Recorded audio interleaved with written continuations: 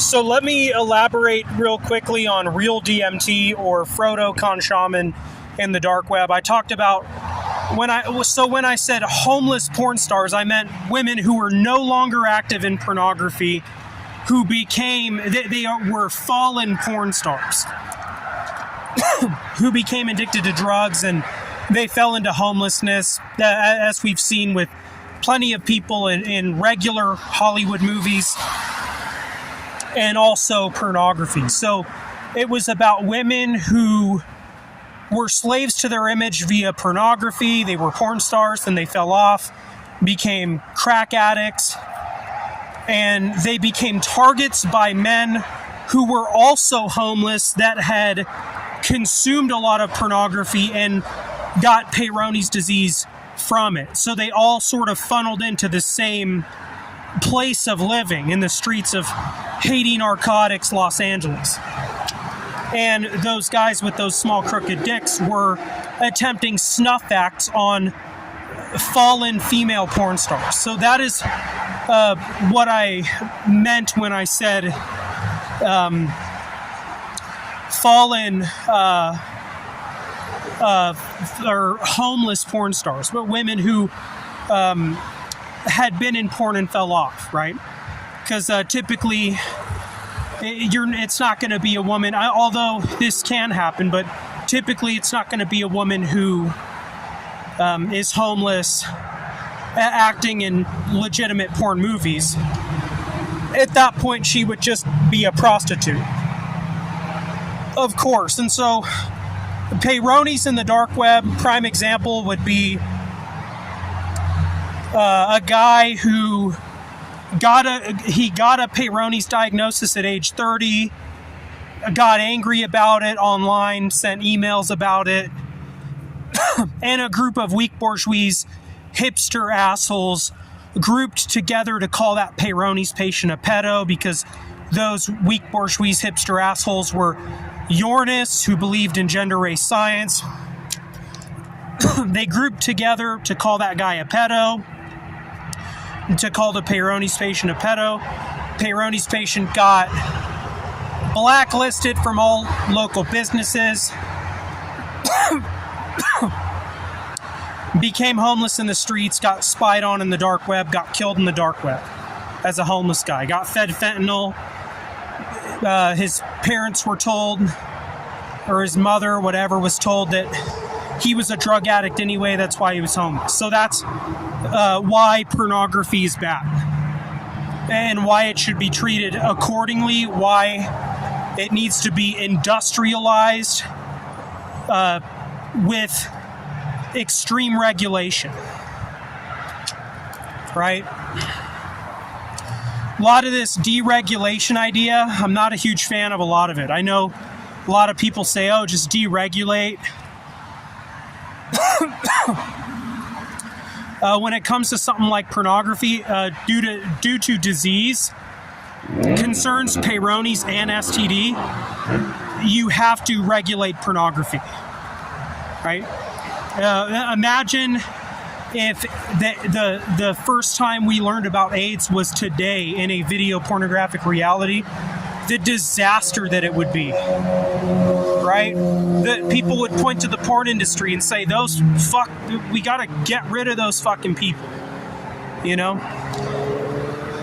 So that's why I don't think deregulation is so like the cultural capital movement of OnlyFans was a lot like the crypto thing, where people said, oh yeah, deregulate, give us more freedom, but that freedom just turned into the slavery of others.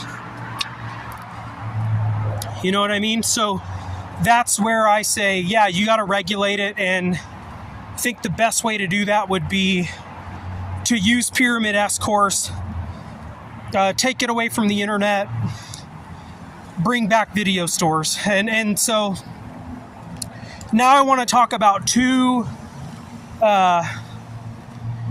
classic movies that I renamed for this massive shift, because I felt as though they deserved a different rating and a different name. And those movies are Sleepers and The Name of the Rose. the rating for The Name of the Rose is less of a concern as much as it is with Sleepers. With Sleepers, rating is a major concern. But with The Name of the Rose, rating is of lesser concern, but I like the idea of renaming The Name of the Rose. So a theme within The Name of the Rose comes from a much older story. The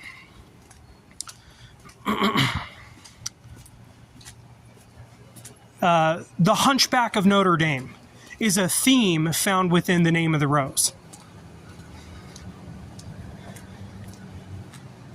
As far as I know, I'm pretty sure that I'm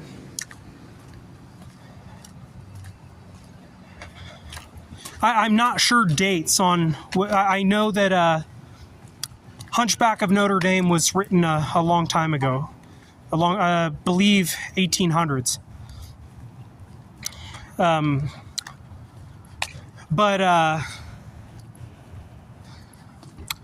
I think so. It is definitely a theme within that movie because it is about a woman who is of romantic interest, and then there's a hunchback who's involved in that. And in the story, the hunchback, it is suggested that the hunchback was plugging the beautiful peasant chick, right?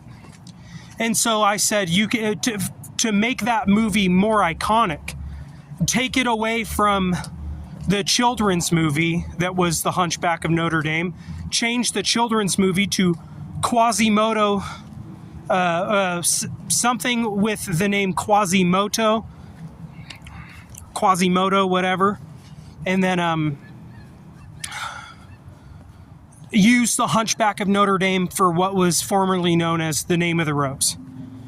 The Name of the Rose is a movie that could arguably be NC-17 because of the sex scene in that movie, and some of the other aspects of that movie, right? Because there is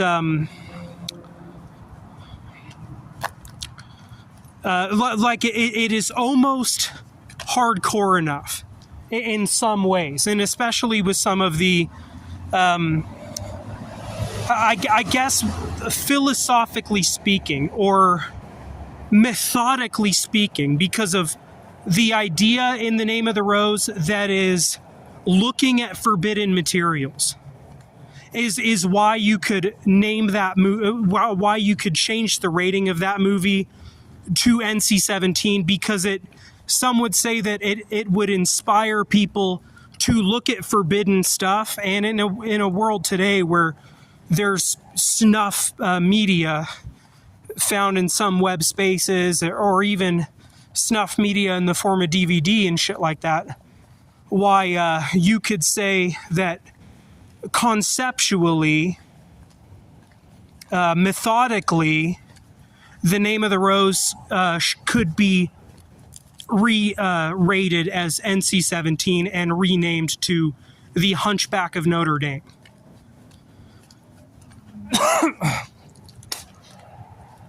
Sleepers is easy as far as saying, yeah, that movie should be NC-17, right? When we make this shift and you see video stores pop up again. Sleepers it's easy to say, oh yeah, that should be, because it should be. Sleepers is a very gross,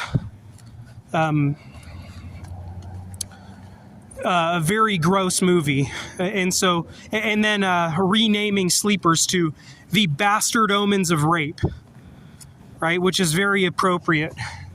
It is suggested in, there's a lot of mysteries in both of those movies, unanswered questions, which I made theories on in recent studies, and that is so for Sleepers, I'll talk about Sleepers.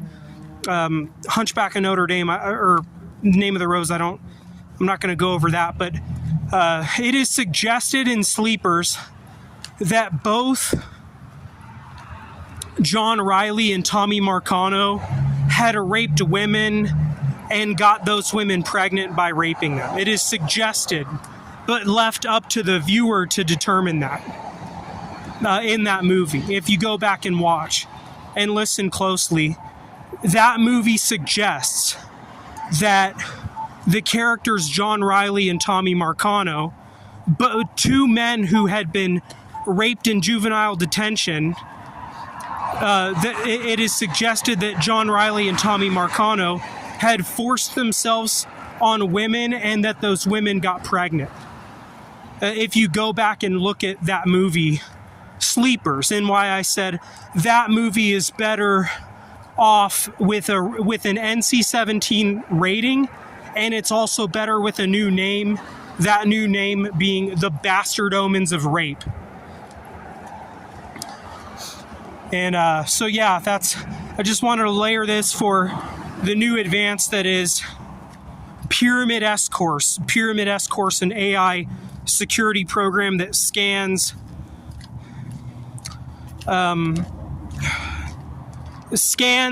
the image and video abyss of porn on Google so that it can detect and eliminate any pornographic imagery that tries to find itself on Mecco.